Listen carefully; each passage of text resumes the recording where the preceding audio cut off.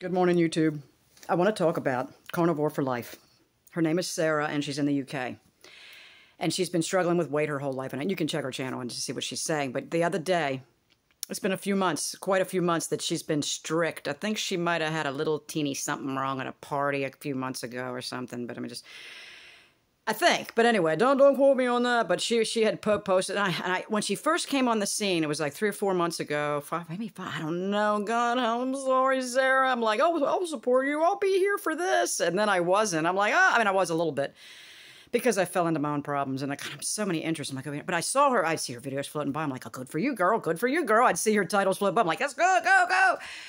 But then I was like, man, I gotta say something, because she's like, somebody hurt my feelings, and they said I was fat, and none of whatever, because I'm not a carnivore, and that's why I'm still fat. She's like, what? Well, I'm not going to post. She says, I'm not going to post until I lose some weight. But then she just, next day, started posting again. Thank God she didn't get run off by this idiot. They called her a liar.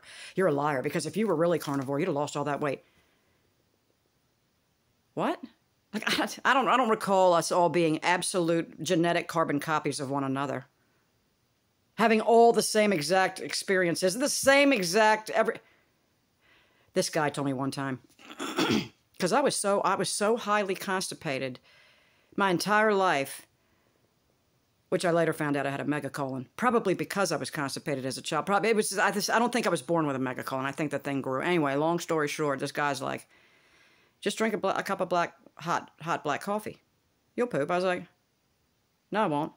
This guy became furious at me, almost insisting that I do it in front of him. I was just like, dude, I'm telling you, I have a bowel problem. It's a dead thing. Well, years later, I went to and had a colonic done. Me and Lenny both went. Lenny went first. 30 seconds. It took Lenny's colon to undulate. Peristalsis. Is that what she called? 30 seconds, will you treat peristalsis? Okay, see you in 6 months. He hopped off the table and friggin' left. I got up there. She put that hose in my butt and started filling me with oxygenated water. And she's like, and she's filling. And it keeps going and going. Like a minute goes by and she's like, your bowel is but a dead thing. It's not responding to this massive amount of water. I said, I know, I feel like I'm filling up like I was filling up. I could feel my whole body filling up, and it was not moving at all. And she was quite disturbed. And she said, you have a megacolon. I'm sorry to report. And you'll be back in a few days. And I had several colonics in a 2-week period to get in. I mean, I had to go in and get shit out that was it was so huge in my gut. When you push down on my belly, I'd lay on my back. It felt like there was a baby in me. My chiropractor said, is that a baby? And then he said, I think it's poop. I actually went to a doctor once to get a physical, because my chiropractor was like, look, I'm not down for doctors, but I want to know what this is. I said, he's like, are you sure you're not pregnant? I said, it's not a baby. It was shit. All right. So then I went to get the colonic done. Oh, but let me tell you one thing. The doctor ran my blood work. I was drinking 6 to 10 beers a day at the time for months on end, maybe a couple years. My blood work was perfect. Now, explain to me what I'm going to tell you about that is, certainly the parameters that they say are normal are allowing for pretty fucked up numbers to come into the scene. So don't necessarily believe the parameters of these blood tests and the various tests they give you. It's smoke and mirrors. Okay? Anyway. So what I wanted to say was, let me get back to Sarah. Carnivore for Life. Her body's not like yours, dude, who said, if you were carnivore, this weight would have fell off. No. She gives you this giant laundry list of symptoms that disappeared. Insomnia, psoriasis, her blood sugar has been normalized. They say you can't do that. She shows her blood sugar numbers, 4.4. You doctors, you know. And these people are like, so what? She's sleeping through the night now instead of sitting straight up and going through all this insomnia. Her anxiety is gone, this depression, her energy is back. What back? She probably never even had it in her whole life. She has energy all day long. Nobody cares. You're fat. Not for long. And if she takes her eyes off of that part and just keeps focusing on all that good stuff, that weight is going to it's going to normalize over time, because she discovered Anthony Chaffee, who was talking about, was it lepticin? Is that it? Lepticin?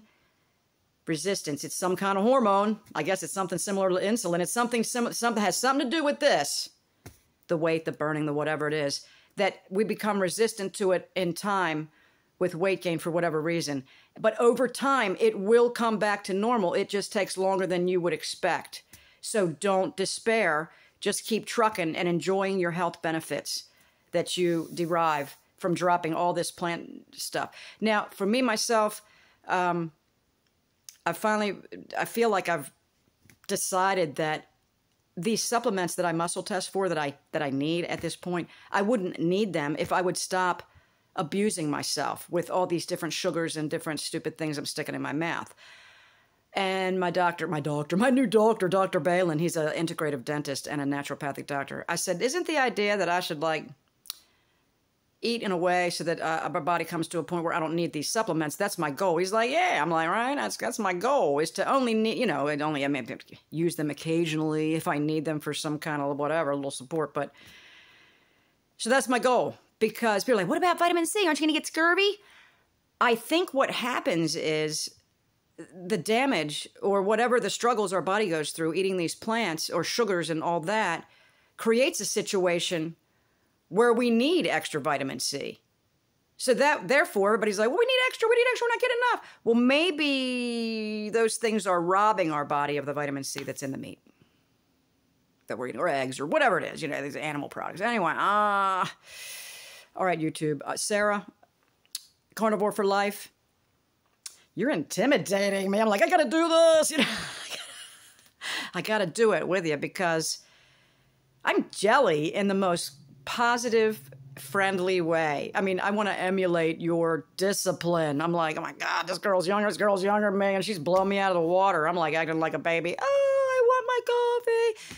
Well, I had my coffee today. I have 1 quart of creamer left, and I use a lot of creamer in each cup. So a week or less, I'll be done in less than a week with my coffee. And I didn't have a single, well, actually, I had a handful of corn chips yesterday and my coffee, but I'm not going to have any of that. Nope. So I'm right down to coffee, and that's it. In a few days, that'll be gone. I've got to hold on to your coattails, girl. I can't do it by myself. I've got to hold on to your coattails. I'm so glad you kept posting. Bam! All right, let's go. Let's have a great day, YouTube.